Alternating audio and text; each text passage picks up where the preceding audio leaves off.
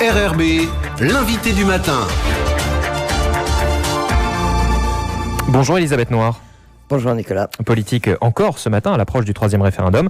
Vous recevez Harold Martin. Oui, notre invité du matin, c'est Harold Martin, signataire de l'accord de Nouméa. Bonjour. Bonjour. Merci d'avoir accepté notre invitation. À 12 jours maintenant du 3e référendum, je sais que vous avez beaucoup de choses à dire, notamment sur les enjeux de cette consultation référendaire. Alors vous l'avez souvent dit, ce 3e référendum, pour vous, c'est la fin de l'accord de Nouméa. Vous le confirmez? Oui, alors je vous le confirme, c'est la fin, c'est écrit partout. La loi, c'était la loi, la Constitution, c'était sur 20 ans. On a tiré 3 ans de plus, je l'ai expliqué ici, sur aucune base juridique, parce qu'il fallait faire, pour satisfaire les indépendantistes, 2 référendums de plus, parce qu'ils avaient perdu le premier. Enfin voilà, tout ça est bien terminé, et surtout maintenant, c'est ce que vous dites, l'enjeu, il faut s'occuper de la suite. Parce que gagner est une chose, mais je vais être cru, il faut encaisser le gars. Maintenant, il faut encaisser le gars, oui. Concrètement, c'est quoi les conséquences de cette fin de l'accord de Nouméa? Ça se traduit comment, puisque les institutions vont continuer à fonctionner pendant un moment? Ça se traduit comment? Alors, ça se traduit comment?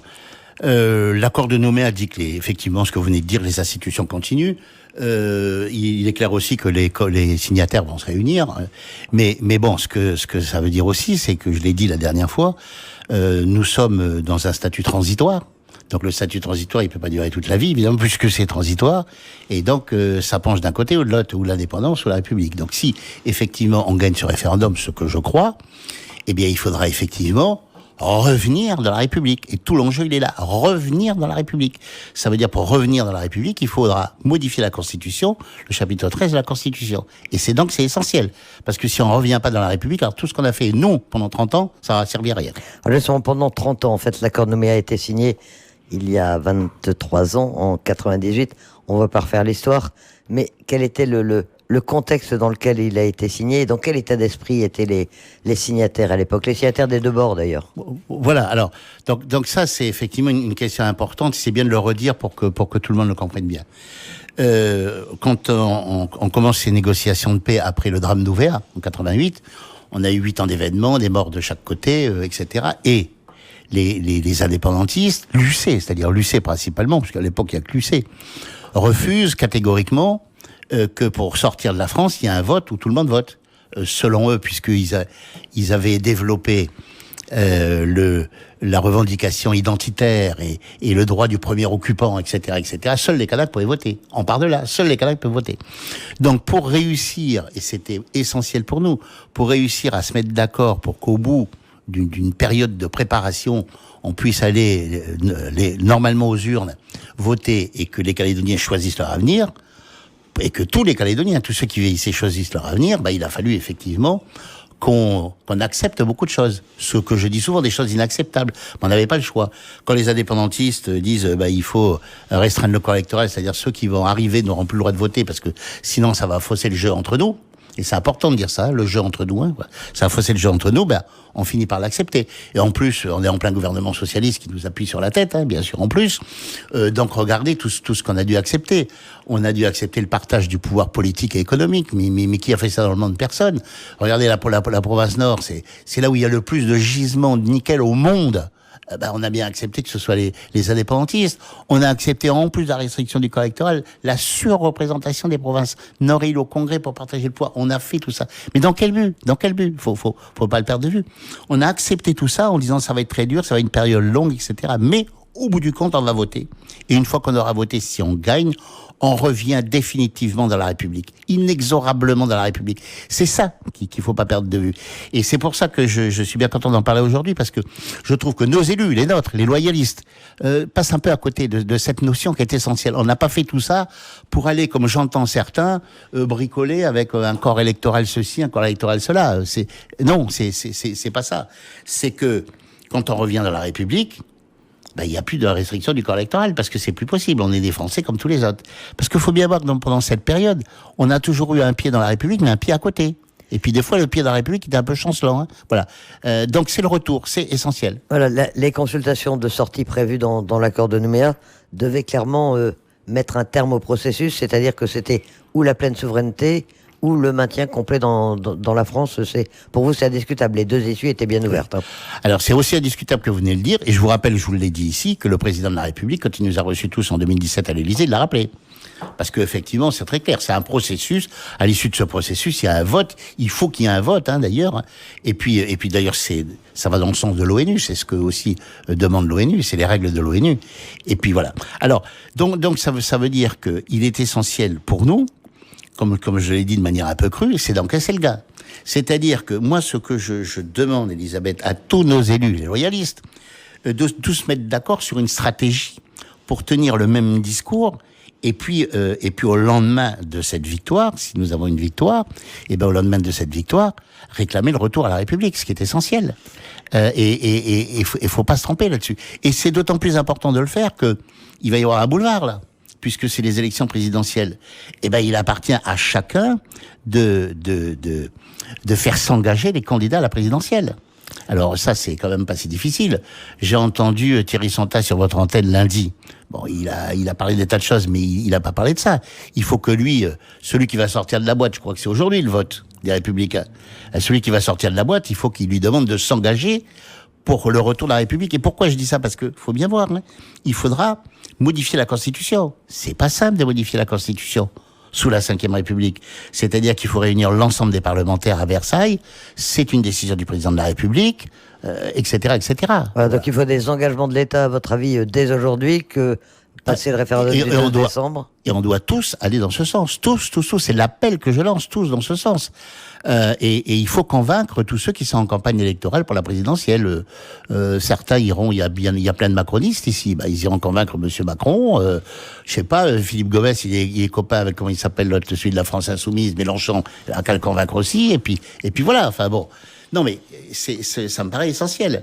Et puis ensuite il n'y a plus de restriction du corps électoral non plus. Alors ça c'est la loi, c'est clair. Je vous ai parlé la dernière fois que je suis venu d'une étude juridique qu'on a fait faire en métropole qui dit bien les choses. Donc il faut réclamer aussi à l'État la suppression de la restriction du corps électoral, c'est-à-dire revenir à une liste générale pour toutes les élections en Nouvelle-Calédonie pour entrer. Mais ça, vous voyez, il faut être tous ensemble déterminés, le faire. Pourquoi? Parce qu'il faut pas qu'il y ait de doute dans l'esprit des indépendantistes. Il faut pas qu'il y ait de doute. Il faut que, parce que eux, évidemment, leur jeu, ça sera d'essayer de minimiser tout ça, hein, évidemment. Ils le disent tous les jours, d'ailleurs, on les entend, voilà. Je sens, oui, les indépendantistes, on les entend pas forcément tous les jours parce qu'ils ne participent pas, enfin, ils ont lancé un mot d'ordre de non-participation. Ils participent pas non plus à la campagne.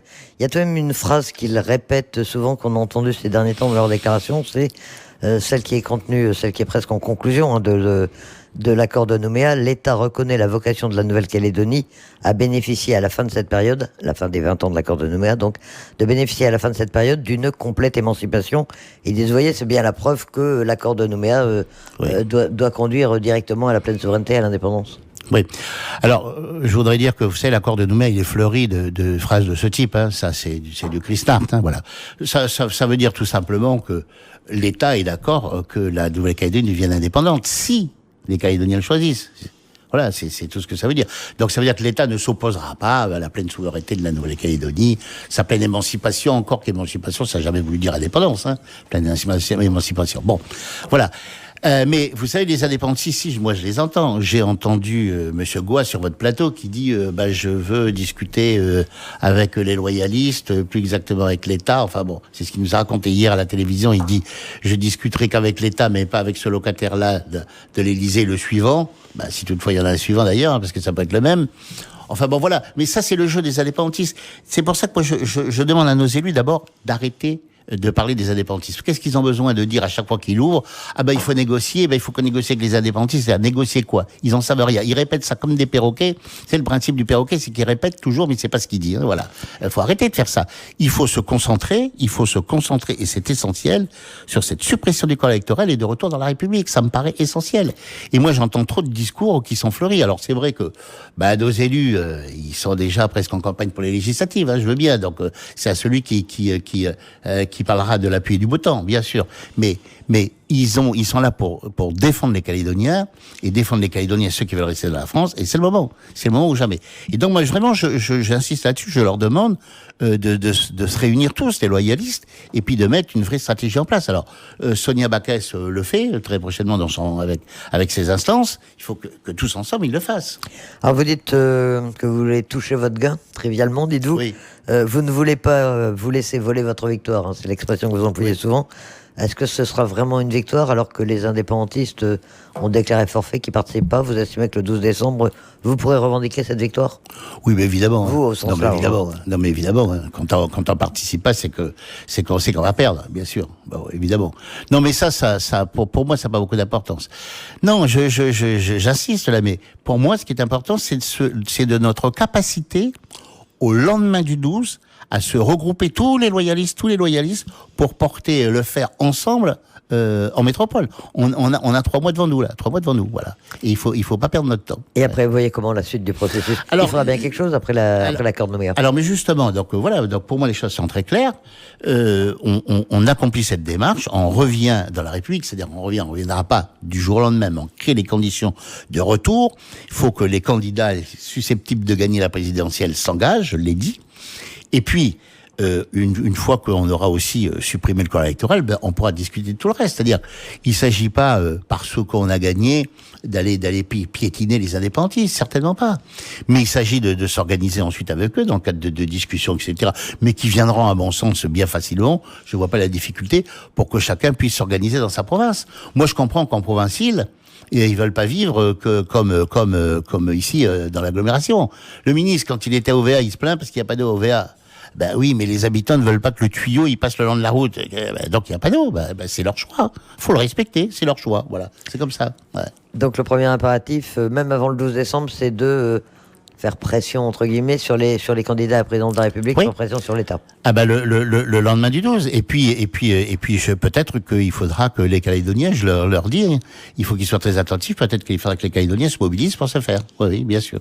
Ouais. Et déjà qu'ils se mobilisent pour le 12 décembre, vous avez une petite crainte sur le fait que... Pas du tout. Ils pourraient être tentés de ne pas aller voter? Pas du tout. Les Calédoniens sont majeurs et vaccinés de nos jours, oui. Majeurs et vaccinés, ils iront voter le 12 décembre. Harold Martins, signataire de l'accord de Nouméa, merci d'accepter notre invitation ce matin. Merci.